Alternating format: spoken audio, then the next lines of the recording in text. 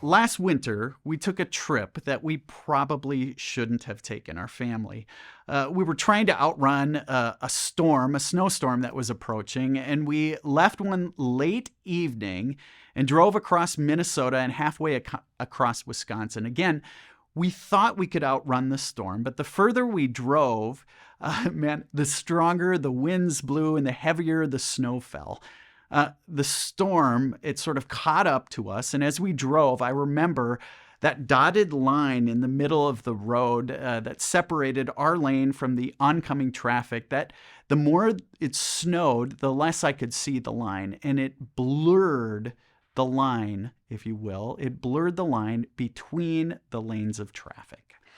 In our reading for today from 1 Corinthians chapter 11, verses 17 through 34, Paul is telling the Corinthians that there is a line they were marking out clearly, but it was a line that should have been blurred, if you will, long ago.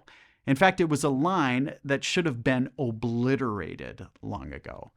You see, when the first Corinthians in Corinth would come together, they would celebrate the Lord's Supper, or communion as we often call it. And when they did, they would reinforce, they had this way of reinforcing a social distinction, a line, if you will, that actually had nothing to do with God's intention. In fact, it created a dynamic in the church that was the opposite of God's desire. When the people gathered for worship, there was a line between the rich and the poor, which was an ugly line that ran through ancient society, much like in our own society today. And in that moment when their unity should have been most celebrated in worship during the celebration of the Lord's Supper, they allowed that line to threaten the unity they shared in Christ. It was a line that should have been blurred. When you go to church today, you don't get a whole meal. You get a sort of symbolic meal, a little piece of bread and a sip of wine when you celebrate communion. But in Paul's day, people gathered in a private home, not in a church.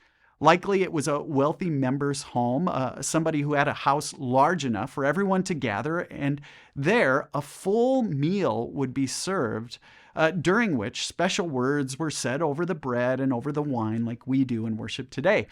The problem in Corinth was that the full meal had become a sign, again, of social lines between rich and poor that ran throughout the church. Wealthy people in that ancient world, they prided themselves on showing hospitality to those less well off. But they often did it in a way that let others know that they were sort of inferior. And it even made them feel ashamed.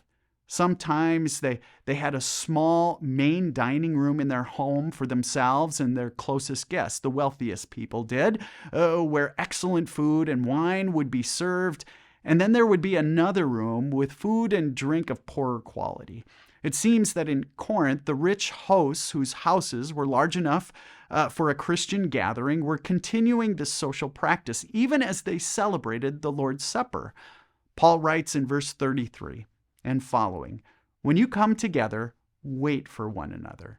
Treat all alike as equal guests. If someone wants a special meal with just your closest friends, eat it at home, not in front of other Christians. As Christians, we're called to blur the lines." A couple questions for you today as we close. What lines are Christians known for being fond of? Lines that do more hurt for the church than grow faith and grow the church. And finally, what lines are you working to blur in your own walk with Jesus?